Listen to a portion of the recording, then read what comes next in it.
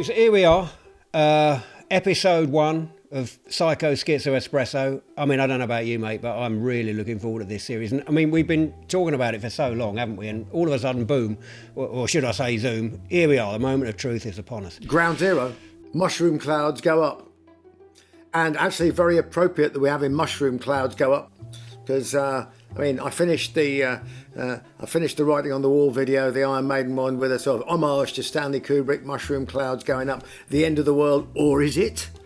And our guest, our first one in Psycho Schizo Espresso, is going to talk about exactly that, because he's an expert in the end of the world.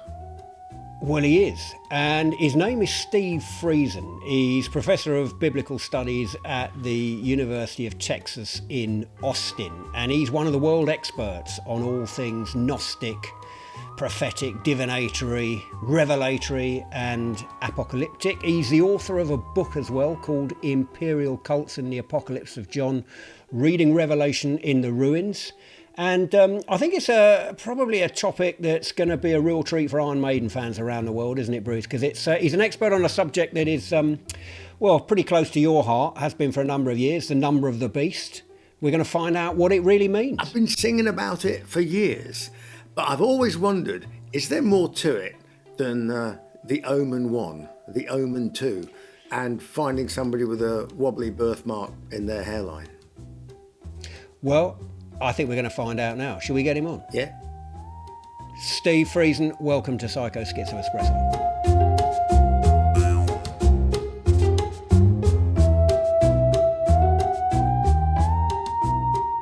Do you know what, Bruce? I want to kick off. I want to do my eschatology joke as well.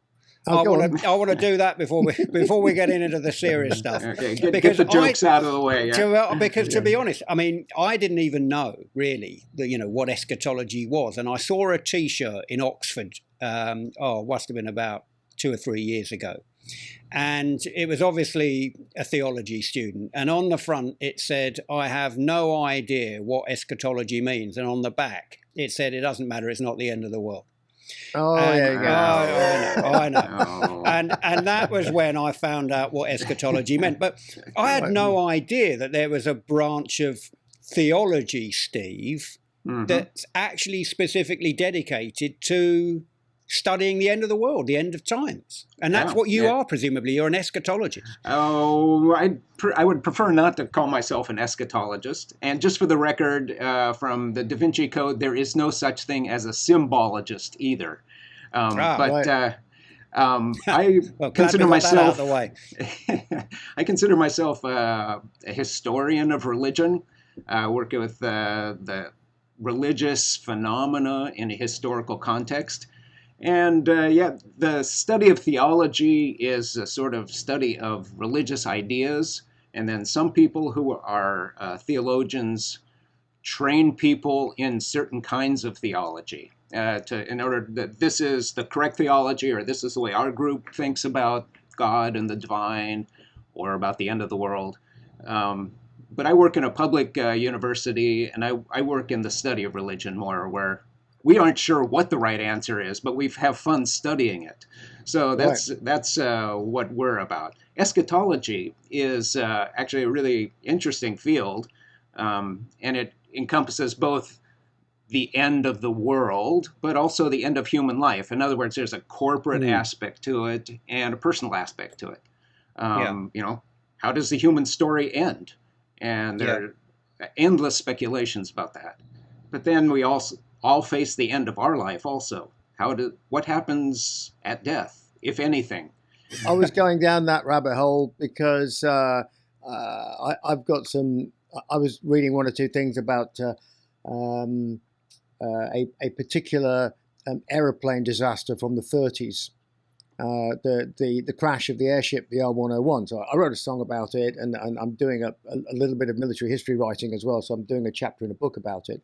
But there's a very bizarre story that a medium, and there's another rabbit hole to go down, a medium, whilst having a seance, was suddenly interrupted as if somebody had selected the wrong radio channel.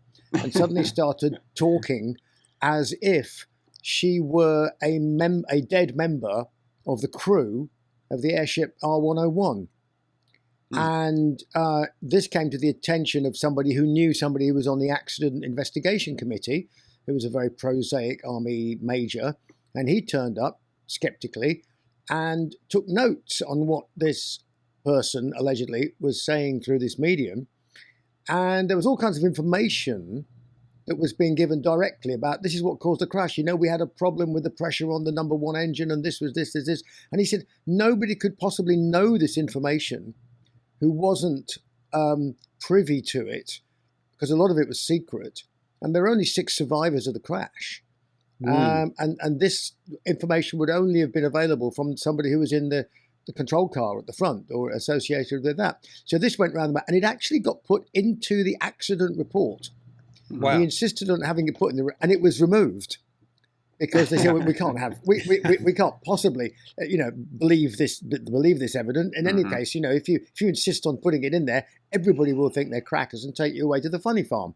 So but Hugh Dowding, who was the man who designed the air defence system that won the Battle of Britain and arguably saved the free world, was also a profound believer in spiritualism. And he had regular conversations, with the spirits of dead airmen who he saved. So that's what I mean by there are a lot of very intelligent people who believe in this stuff. And it's fascinating what evidence there is, if anything, for it. It's the same as astrology. That's another one. People. Yeah. I mean, I have a look at my horoscopes. There's the Monty Python. Hello, it's Monday. You have long, scaly skin and a soft yellow underbelly. You know what I mean? Oh, that's me. Yes, that's me. Steve, I think this is fascinating. I mean, correct me if I'm wrong, but I think that there are more books and films on the Book of Revelation, the Book of the End of Days, the Book of the Apocalypse, whatever you want to call it, than any other book in the Bible. And I was in Tesco's, which is pretty much your equivalent of Walmart over here, and I saw a book on prophecy the other week next to 50 Shades of Grey. I mean, we are fascinated by prophecy by the end of the world. We're fascinated by how the world's going to end, asteroids, pandemics, floods, fireballs, you name it. We're fascinated by the number of the beast in the Book of Revelation. We're fascinated by the mark of the beast. And again, you've got all these things. What's this mark of the beast? Is it a microchip? Is it? I read recently even people were talking about vaccine passports. Is it that? Because you're not allowed. Apparently, in the Book of Revelation, it says, we'll come on to that in a minute. You're not allowed. You can't buy or sell without the mask of the beast. So, is it Biden's vaccine passports? Is it wearing a mask itself? All of this stuff is in. So I think maybe I don't know about you, Bruce. I mean, Steve? What is the Book of Revelation actually about? I mean, who wrote it? When did they write? What the hell is this book about? And what had he been taking? Yeah, absolutely. And can we get some of it? Yeah, It's all these questions are live issues for the Book of Revelation. I think are why it's popular. We're trying to figure out who we are. You're talking about us, trying to get a category for us. To me, it seems like we're trying to figure out individually, who am I? What kind of person am I? And also, who are we as a species? And that this particular thing about the end of times, I think, has to do with trying to figure out what's the end of our story. We're all telling ourselves stories about who we are as people, or who we are as this species on Earth. And you never have a good narrative until you have the ending. Yeah. And so, people, and that's something we never know because we're living through the story. It's not like we're reading a story where we can skip ahead to the end. We're living out this story, and we're trying to figure out where's this story going. And I think that's part of the desire to figure these things out, this eschatology or apocalyptic notions. And that's why there's so many variations of it. We don't know what's going on. We don't know where this whole thing is going. We can take guesses. And so it's like, instead of 50 Shades of Gray, it gets kind of bloody, and it's 50 Shades of Red. all kinds of things going on, different ways it might end. We have some, I guess there's some, happy endings to the story. And actually, Revelation itself has a happy ending. Well, happy for some people. People who, the ones who aren't thrown into the lake of fire for eternity. They, other than those people, it's a happy ending. That's that's sort of a kind of an elitist version of it, isn't it? Really, I mean, I suppose it's odd because the end of the world always tends to be thought of as a destructive event, but I suppose you've now got thinking of it as a story, as a narrative. You've now got people like Elon Musk and Jeff Bezos trying to write their own end times, trying to write their own last chapter, because they're saying we don't care about the end of the world. That's old hat. We're just going to have a new world. It's just going to continue. So when the end of the world happens, we won't be there. Yeah, there's a technology eschatology. Exactly. That's a terrible phrase, but you know what I mean. Well, it's technology. That really is eschatology, because that's like we're going to escape there was a game. Did you ever play it, Kevin? I don't normally play computer games, but there was a game called Sim Earth. No, I know what you're talking about. I never played James it. Lovelock guy, and you went and you had to mutate creatures from the initial Big Bang, and you could modify the atmosphere, you could terraform the Earth, and then you discovered that if you tried to make reptiles have civilizations, that they didn't get on with each other. So really you had to bring mammals to the fore, the information age. And I actually managed to evacuate humanity in Jeff Bezos' spacecraft at the end, and they all disappeared. That was the end of the Bruce, game. I have no idea. I have no idea, Bruce, how you had time to become a rock star. I really don't. I mean, it took me 3.5 days of not much sleeping to play the game from one end to the other, and that was to become a rock star took you 3.5 days. Oh, that was the original Mac Portable. That was on black and white with like little battery that lasted 2 hours. Do you know what? You talk about that, but I heard a statistic the other day that something like 40%. Talk about technology, right?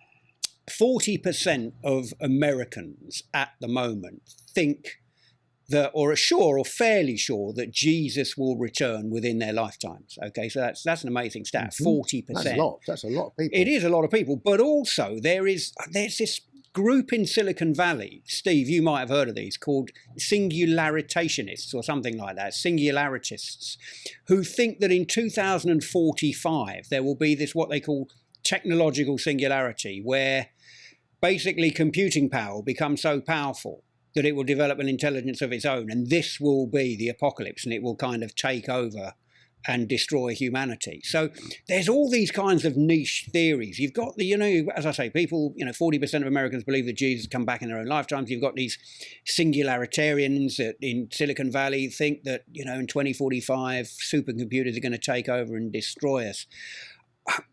From what you're saying, it seems to me, I'm a psychologist, it seems to me that, the book of Revelation is as much a psychology book than anything else. It's giving us this, it's kind of answering this need for certainty that, what's going to happen to us? And as you're saying, it's all about stories, and we all like to know the end of the story. Is there an argument that, actually, Revelation is, St. John the Divine was a psychologist in a sense? He was giving us something that we need. Or is that too much of a spin on it? Yeah. Well, we often try to make the biblical authors into images of ourselves. And that's we all do that. But I think there is something to what you're saying. I'm certainly not a trained psychologist. And some people might say not a very good psychologist, or not a very good amateur psychologist even. But there is... he's speaking to the needs of his audience in the first century, and trying to address those needs in particular ways. He probably would get a malpractice suit if he, in modern terms. I think he'd probably get a TV show, Steve. Actually, I think he'd be great on TV. He's a popular psychologist, I think so. Yeah, but.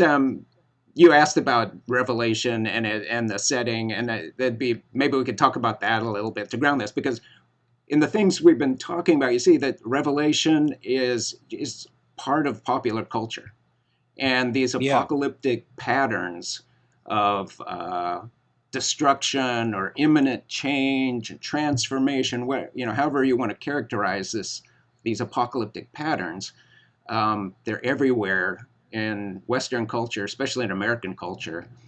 And so people often don't think of Revelation as a book that comes from somewhere, that comes from some time and some slice of the earth. It's this holy book. It's part of the Christian Bible, the last book in the Christian Bible. But they don't think much about the historical setting. And that we know a good deal about that. Revelation talks about who it's addressing and where the author is located. And that would be the area that's now Western Turkey. He says, right at the beginning, John says, I was on the island of Patmos, which is now a Greek island off the coast of Turkey. I was on the island of Patmos on the Lord's day in the Spirit, and I heard a voice. And then he heads off into this vision of the risen Christ. And then the risen Christ has messages to 7 cities, churches, actually not the cities, but messages to churches in 7 cities. And those are all in what's now the western part of modern Turkey. So we have a good idea of where it was located. And we can tell that it seems to be a text from the late 1st century in the Roman Empire, maybe the years 80 to 100. And then you can start putting in, talking about the Roman Empire, what was society like, what was religion like, and it starts to give you a different understanding of this text. I guess I should also say that there's the other thing that people often don't realize is that Revelation is not a unique text. In the sense there are other apocalypses from that time. I was going to ask you: was it the first one, or it was predated? Was it? Okay. Their Jewish apocalyptic texts is a tradition that develops sort of in the Hellenistic period, 3rd century BCE, up into the Roman Empire, and there's a history of people writing these kind of texts. I had a vision. And I saw, sometimes they get taken off to heaven. Sometimes they see things that are going on earth. Some of the later ones take you into the afterlife and show you what kind of torments or pleasures you might receive, depending on what kind of life you lived. So Revelation, it tends to be the only text like this that modern people know about. But there are other ones. In fact, in the Bible, you have the book of Daniel, which is in Jewish scripture, which Christians usually call the Old Testament. The Christian Old Testament, the Jewish scriptures, has a book of Daniel. And there are kind of 2 parts to it. First part, Daniel's in exile. He's a smart guy. He becomes a courtier in the imperial palace and a wise man. But then in the second half, all of a sudden it goes crazy and he has these dreams, beasts, angels, and world destruction and predicting the end. Finally, God's going to come down and create justice on the earth and put an end to all this evil and corruption and oppression that's been going on. That's all part of Daniel. And that's written maybe 250 years before the book of Revelation. Wow. Okay. So and actually Revelation at certain points draws on the book of Daniel, some of the imagery there, and does some really creative things with it. Bruce is smiling there, Steve. Bruce is smiling. I think you've got a bit of history with the book of Daniel, haven't you, Bruce? No, well, I just created a kind of a mashup of biblical texts for an animated video. So I appropriated the Belshazzar's feast, Nebuchadnezzar. We had a smattering of the parting of the Red Sea in the middle of it, just as a little thing. And then Adam and Eve comes at the end, because you start again. The video starts again. So we've got an homage to Stanley Kubrick at the end of Dr. Strangelove. We've got Adam Steve, and Eve in the back. We didn't know you then, Steve. There might have been a paycheck in there for you there if we'd have known. You just came a little bit too late on the horizon there, mate. Well, we have our Daniel figure, who is he's the guy you really don't want turning up at your party. you know, but he's our kind of Gandalf, Obi-Wan, whatever. Mm-hmm. He's the, and he reincarnates himself by throwing himself into the fire. He doesn't bother with having people. I actually have him put his arms out doing the Christ pose as he falls into the fire. Mm-hmm. There's a no mixing another metaphor there, Uh-huh. But it's this whole series of things just to tell this particular story that goes through. Hello folks, we hope you're enjoying Psycho Schizo Espresso. Make sure that you subscribe right now wherever you get your podcast to ensure that you never miss an episode. We'll be releasing episodes every other Tuesday, and you can also get in touch with us at the podcast by emailing pse@podprod.co.uk.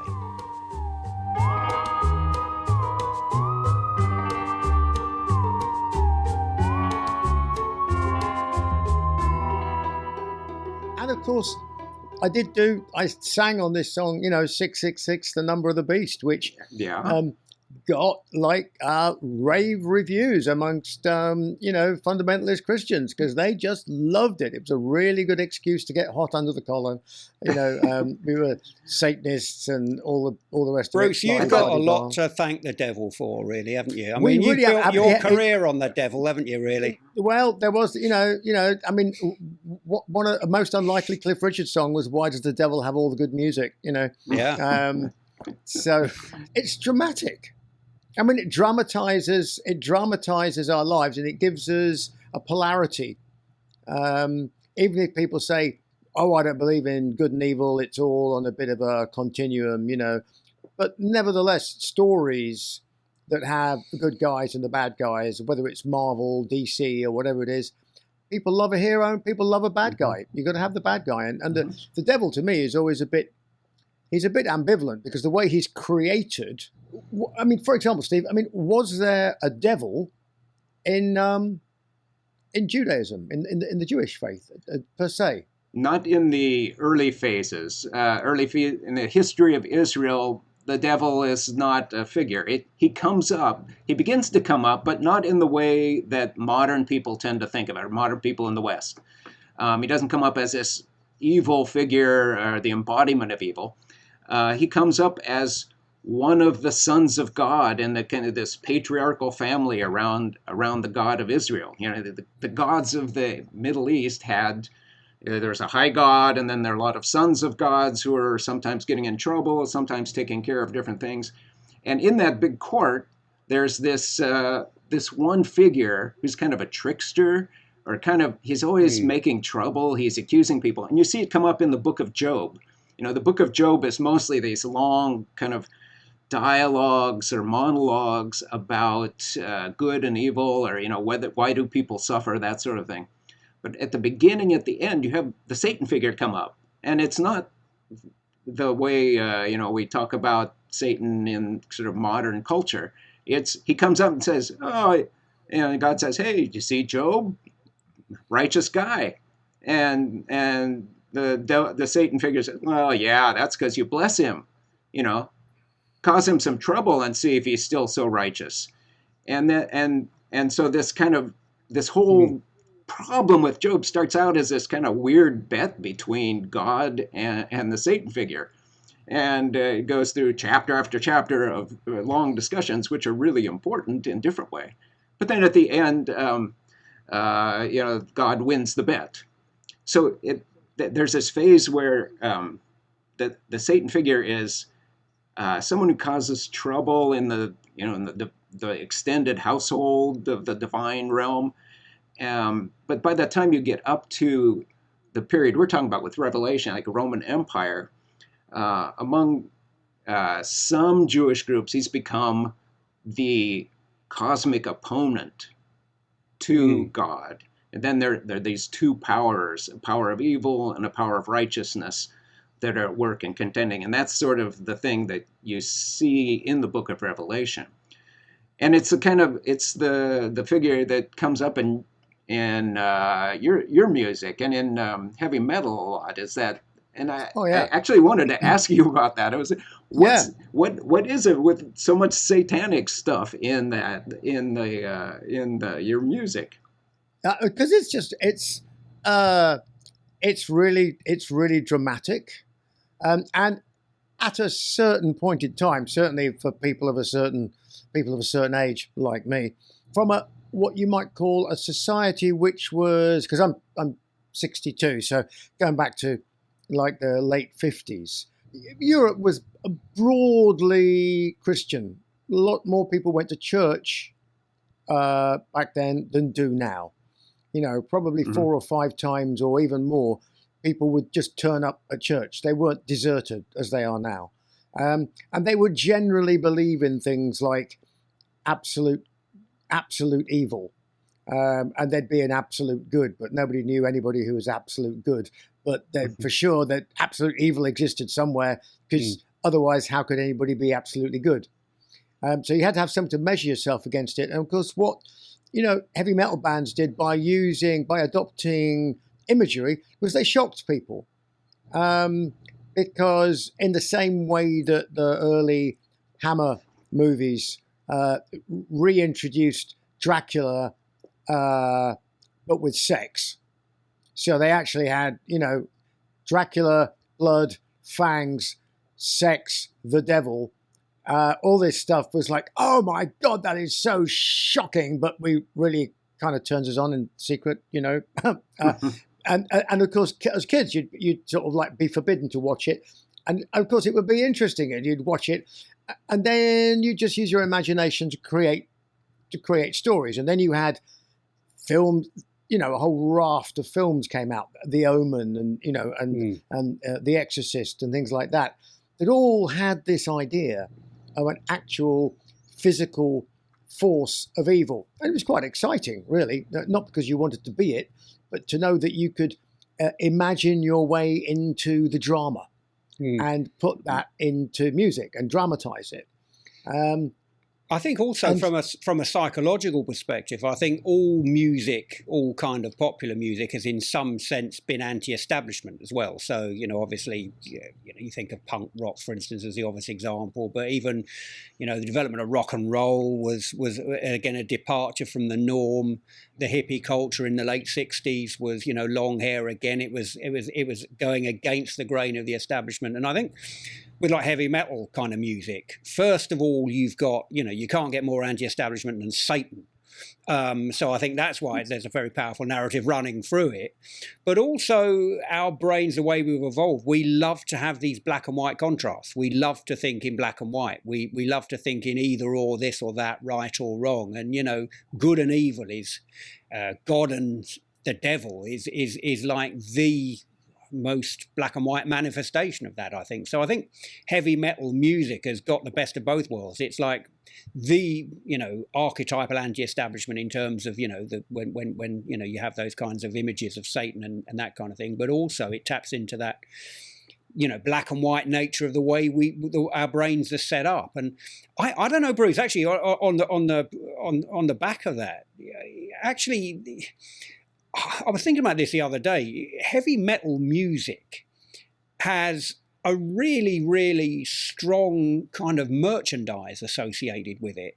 Way more, I think, maybe I'm wrong, but any other kind of music. I mean, if you see people wearing T-shirts, a lot of T-shirts are heavy metal T-shirts. A lot of them are Iron Maiden T-shirts, actually.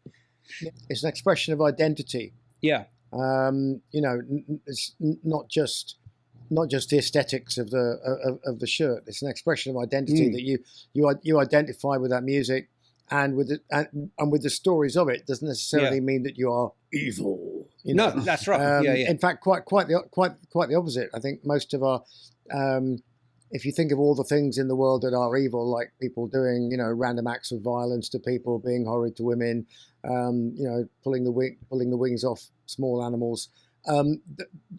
You wouldn't. There's a few extreme, bizarre examples of that, particularly in 1 or 2 bands in Norway that do some lunatic things like setting fire to churches.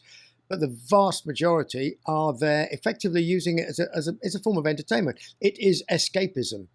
So they're escaping into a world in which they can live out fantasies of good and evil, and still come back and do the day job. and have an exciting time, and they can go to hell and back, and go, well, that was nice. They're sort of like they're infernal tourists Infernal Tourists of the Mind. That's not a bad name for a band, actually.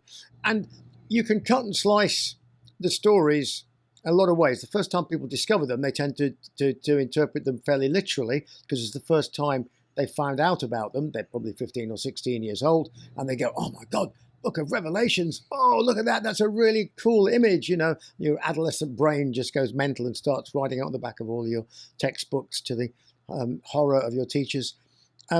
But if you end up progressing and doing more and more and more music down the line, you end up using it as material for storytelling and imagery for storytelling, not just retelling and being literal. Would you say that in a heavy metal culture, does that storytelling do the same thing for people? I guess what I'm asking is, are those stories, those songs about good and evil, more than just entertainment? Do they take people to some kind of new knowledge about themselves, about the world? And how would you respond to that? Well, there's two things there. There's two elements to that. One is there sufficient content in the song to justify that? And the truth is that 50% or more than 50% of the time there isn't.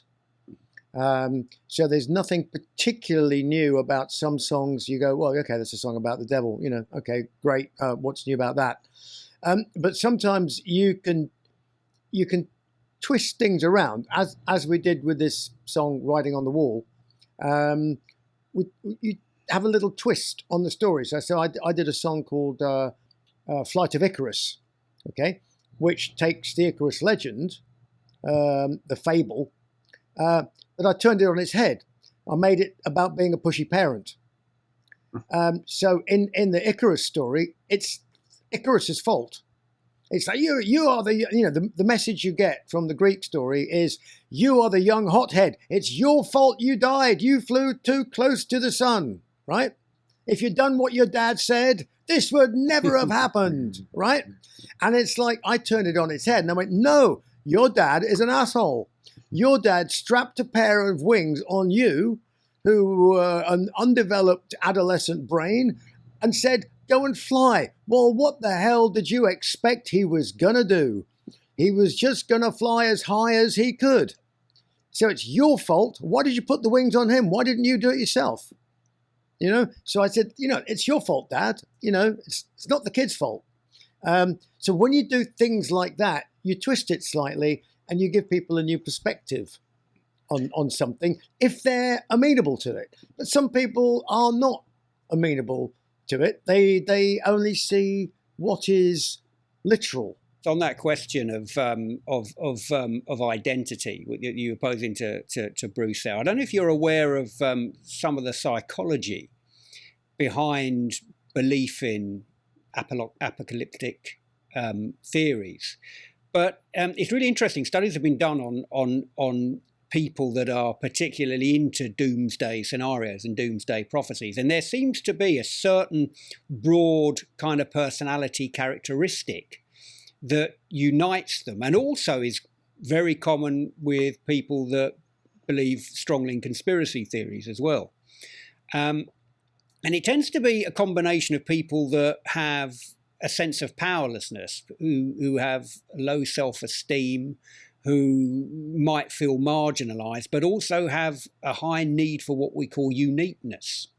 So if you put those kinds of characteristics together, so a high need for uniqueness, low self-esteem, a sense of powerlessness, a sense of marginalization, you can see how secret knowledge or kind of hidden codes and that kind of thing can be really appealing, because it kind of gives you that sense of power, of gnosis, as Bruce was talking about there. I mean, one of the ultimate examples of an apocalyptic cult, which turned into a horrific reality, was the Nazi Party. Because if you want the apocalypse, that's as close as you were going to get, in the real world, was them. And all of those elements, Kevin, were in there. You had Yeah. people who were marginalized. Yeah. You had people with a need for uniqueness. Yeah. And they manipulated the Yeah. trappings of religion and indeed of occultism and the devil, and of course at its extreme end, need for uniqueness, which is, we're all on that spectrum, Bruce, need for uniqueness, Yeah. but at an extreme end it becomes narcissism. That's where it starts getting into narcissism. We're all on the need for uniqueness, but yeah, you're quite right. At the extreme end, you get extreme narcissism. And Nazism, absolutely. Not Nazis and Nazis. That's Nazi, right. Yeah. Well, actually, the Nazis I'm having were trouble a very, saying apocalyptic. I've been practicing that for a week, Steve, just for you. It's the Acropolis, mate. That's a building in Greece. No, that's the Acropolis. No, that's...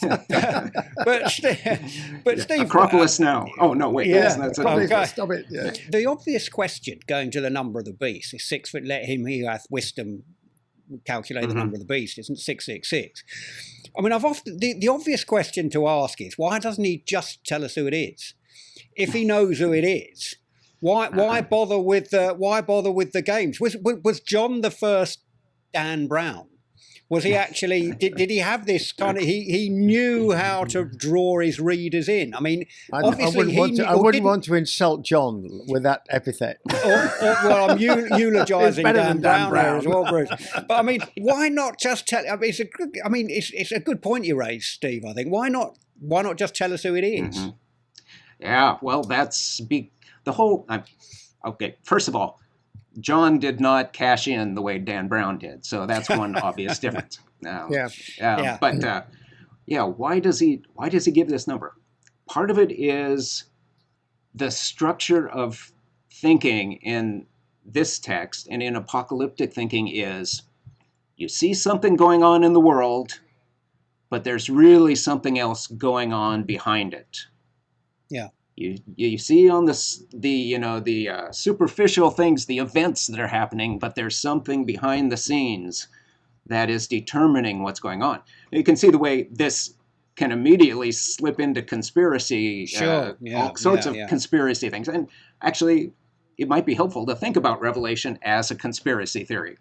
And it's a conspiracy theory that has all these things going on in the Roman Empire, in the churches of his time, and behind the scenes is a battle of God and Satan for the destiny. And it's not according to John, it's not much of a battle, because he knows that God's going to win. That's his assertion. In spite of what's going on, in spite of the things you see on the surface, God's won the battle behind the scenes already through Jesus. So there's there's that structure of thinking about our perception and the world. And so to just tell you, the beast is boom, boom, that's not the apocalyptic way. It's to draw you in and to get you to start thinking about what's behind the scenes, and what's really going on in the world. Now we have a fairly good idea of what he did mean by the number 666. It's pretty obvious from the text that these beasts he's describing and the dragon all have to do with the way the Roman Empire functions. It's a portrait of the Roman Empire as the embodiment of evil. And we can get into that a little bit more if you'd like. But he's already propaganda text. Yeah. So from that perspective, people would understand that. They would understand the sort of the kind of the allegorical nature of the story, would they?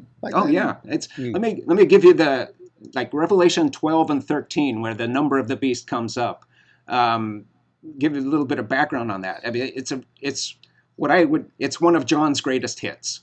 They're parts of Revelation that are his greatest hits. The four horsemen of the apocalypse, the New Jerusalem, the mark of the beast, this is one of them. He has this mythic story going on in chapters 12 and 13. It's kind of after chapter 11, there's kind of this break, and all of a sudden he says, "And I saw a woman in heaven, clothed in the sun, with the moon under her feet, and she's about to give birth to a child, And then there's a red dragon with 7 heads and 10 horns who's standing there waiting.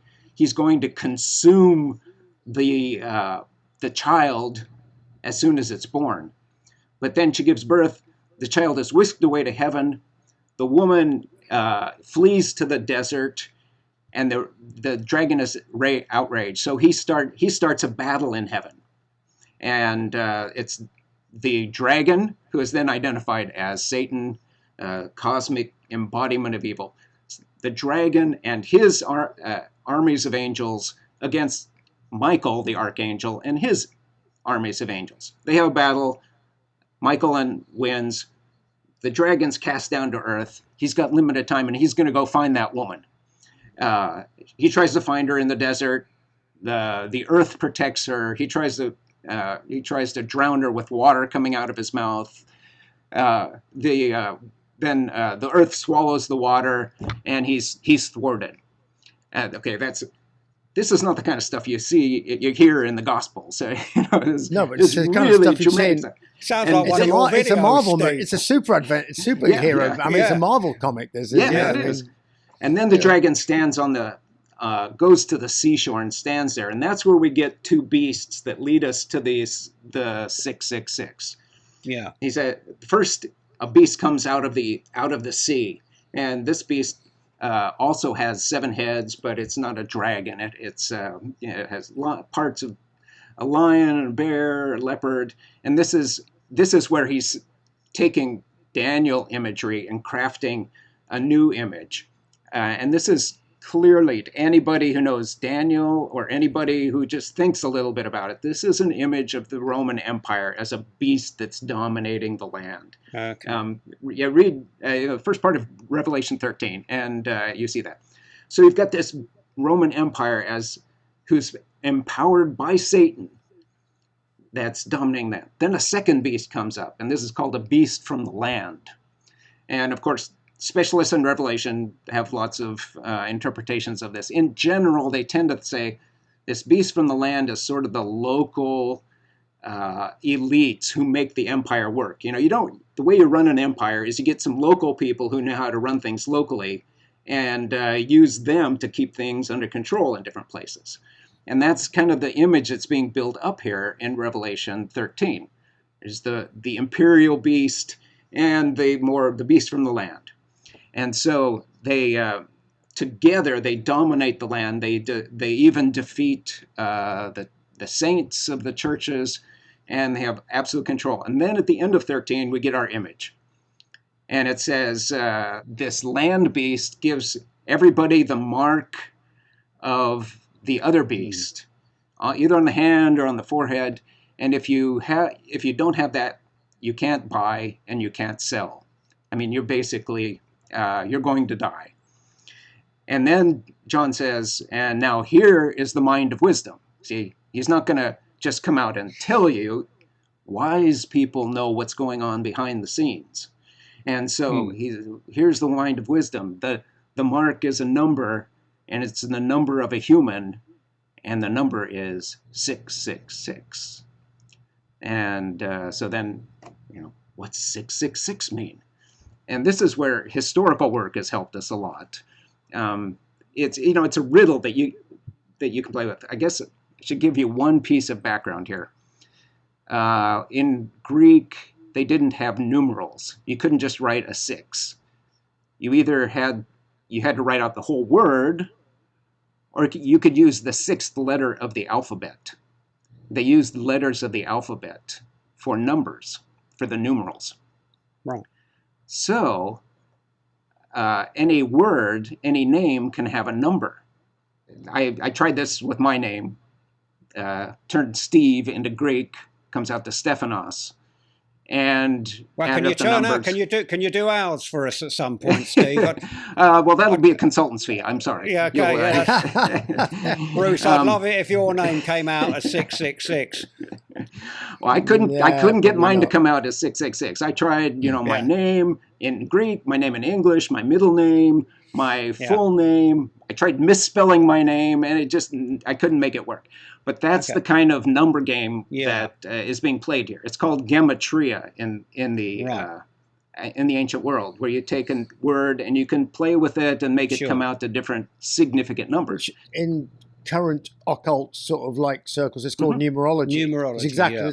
yeah. It's which is a similar, but obviously back then you were much. It had different origins, but it's a similar kind of idea. But yeah, sorry. Yeah, and so what it turns out is the name Nero Caesar works.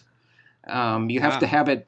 It's kind of weird. You have to take Nero Caesar and put it into Hebrew, but then it comes out to be 666, and that's probably the best solution for that riddle, because this is a text that's written after at least a decade, maybe 2 or 3 decades after Nero, and he's remembered as someone who instigated some local persecutions against Christians.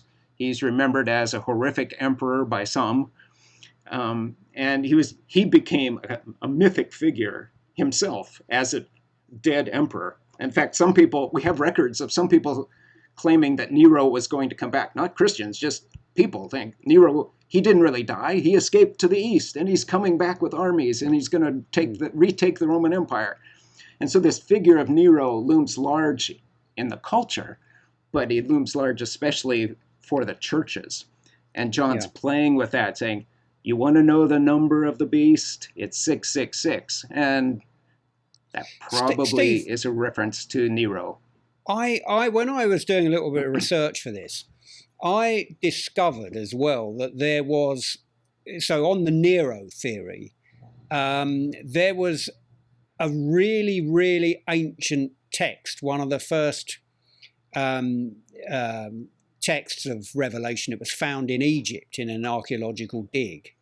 And it actually had the number 616, which, if I'm right in saying, in another script also adds up to Nero, doesn't it? So it's kind of, it kind of, there's these two kinds of pointers to Nero, both numerological. Is that right? So we're pretty certain what this number means. Yeah. If you go through Latin, you get one answer. If you go through Greek and Hebrew, you get a different answer. But one of them is 666 and one is 616. And so those manuscripts that have 616 are probably playing with that same name.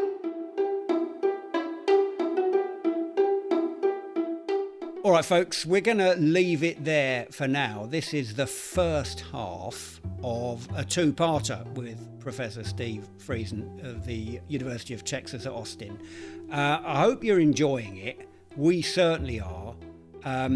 But there's certainly enough here for 2 episodes rather than 1. I mean, you okay with that, Bruce? Should we keep going in the second half? Well, I mean, I did one of my solo albums was actually called Accident of Birth.